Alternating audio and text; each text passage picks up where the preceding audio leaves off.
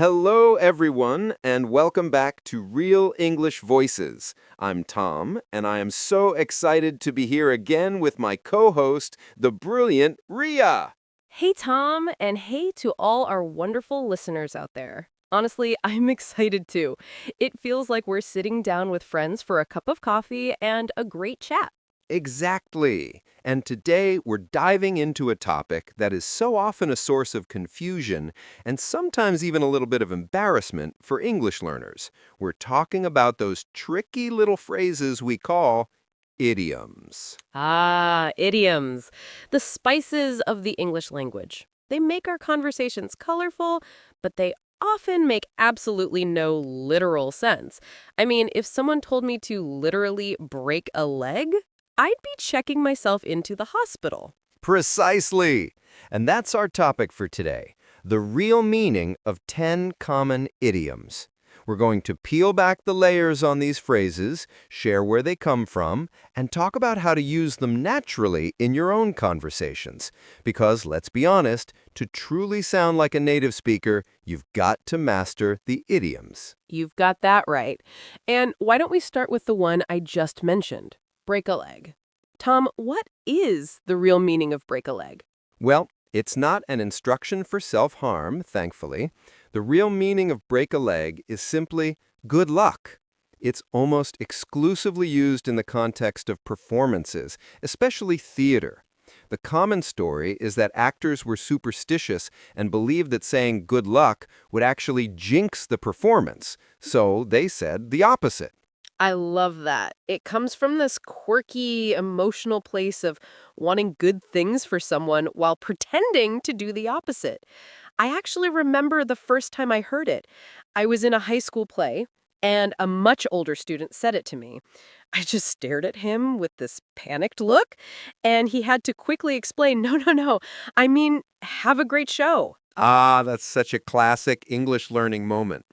And speaking of leaving, let's move on to our next one. It's an easy one, but people often get the tone wrong. Hit the road. Ah, hit the road. It simply means to start a journey or to leave a place. I use this one all the time, especially when I'm talking about a long drive. Like, it's getting late. We should probably hit the road before the traffic gets too bad. Exactly. It has this feeling of decisiveness, a quick movement. It's a very active way of saying you're departing. It paints a picture, doesn't it? It's much more evocative than just saying, let's leave. It is.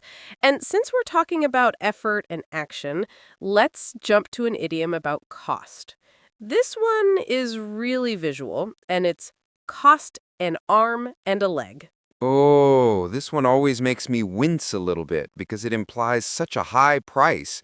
If something costs an arm and a leg, it means it's extremely expensive or very costly. Right. And the origin, while debated, often ties back to very early forms of portraiture, where the more of your body was included in the painting, especially limbs, the more expensive the commission was.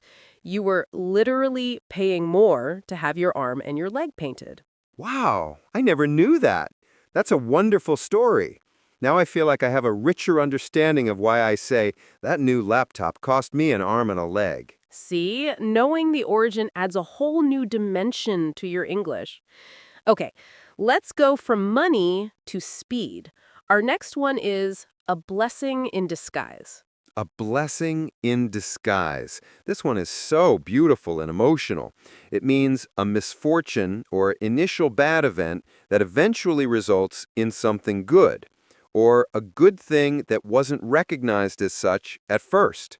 It's such an optimistic phrase. I remember being so upset when I didn't get my first choice of university. I truly felt like my life was over. But then I went to my second choice and I met my best friend there and I found my passion in broadcasting. That rejection was absolutely a blessing in disguise. It steered me to a much better path. That's a powerful personal story, Ria. Thank you for sharing that.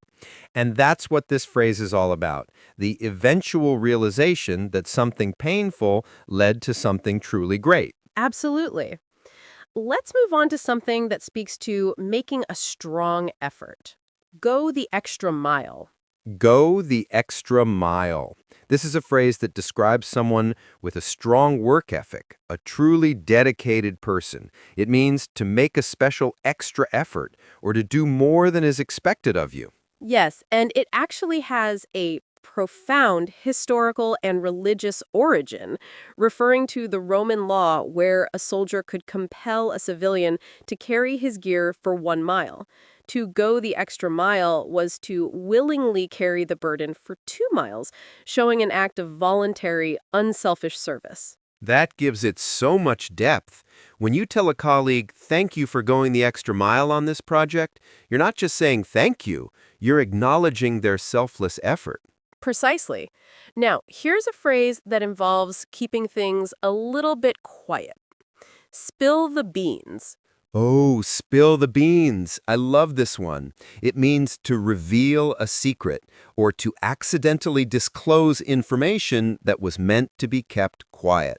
And the most common theory about its origin involves ancient Greek voting. Voters would put a white bean for a yes vote and a dark bean for a no vote into a jar. If someone accidentally tipped the jar over and spilled the beans, the results were revealed prematurely. The secret was out. That's brilliant. It's an image of things tumbling out when they shouldn't. It's got that sense of accident or carelessness to it, which is why it works so well. It does. Now, let's go to a phrase that's all about difficult situations. Bite the bullet. Ooh, bite the bullet. This means to face a difficult or unpleasant situation with courage and stoicism, or to endure something unavoidable and painful. It's a very grim but evocative phrase, isn't it? The consensus on its origin is that during the days of early field surgery, before proper anesthetics, soldiers preparing for a painful operation would be given a lead bullet to bite down on to distract them from the pain and prevent them from screaming. That context adds so much emotional weight. When you say, I really don't want to fill out all this paperwork, but I guess I just have to bite the bullet and do it, you're acknowledging that you're facing a necessary, unpleasant task head on. It's about accepting the pain for a greater good or a necessary outcome. Moving on, here's an idiom about thinking.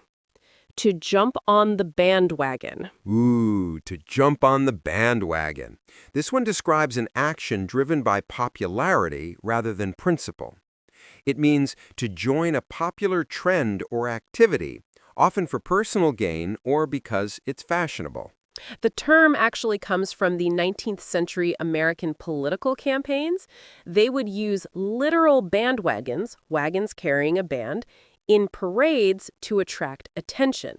Politicians quickly realized that if they rode on the bandwagon, they would get more exposure and look more popular. So everyone started wanting to jump on the bandwagon. That makes so much sense. We see this today with social media challenges. Everyone is jumping on the bandwagon to post a certain type of video because it's trending, even if it has nothing to do with their actual content. It's all about following the crowd. Okay, we have 2 left, and these are crucial for expressing extremes. Let's do the opposite of a blessing in disguise. A drop in the bucket. Ooh, a drop in the bucket. The imagery here is so clear. It means a very small or insignificant amount compared to what is needed or expected. It's practically nothing when you look at the whole picture. Exactly. If a huge company is facing a billion-dollar lawsuit and they pay a $100,000 fine, you could say that $100,000 is just a drop in the bucket compared to their overall revenue and the potential cost of the lawsuit. It's a beautifully simple metaphor. It is.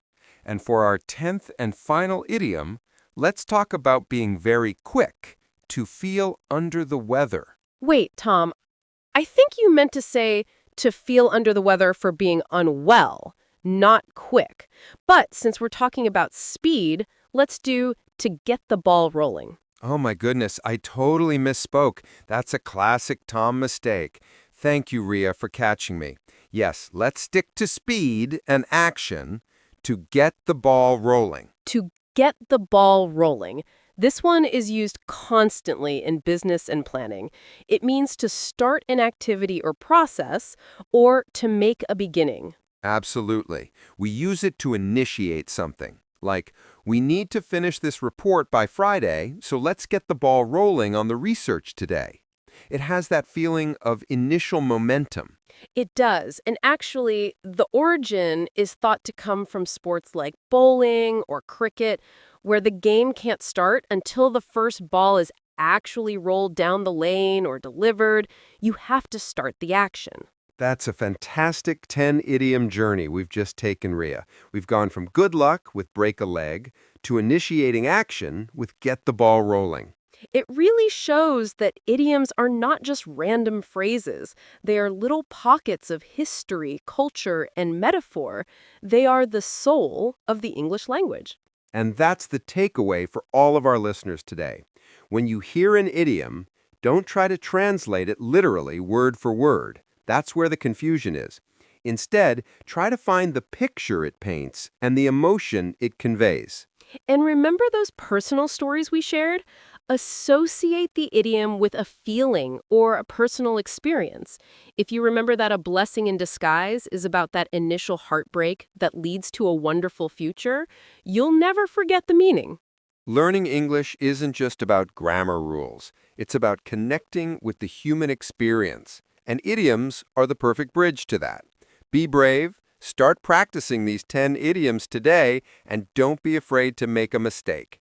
Mistakes are just learning opportunities in disguise. That's the perfect note to end on, Tom. You've got this, everyone.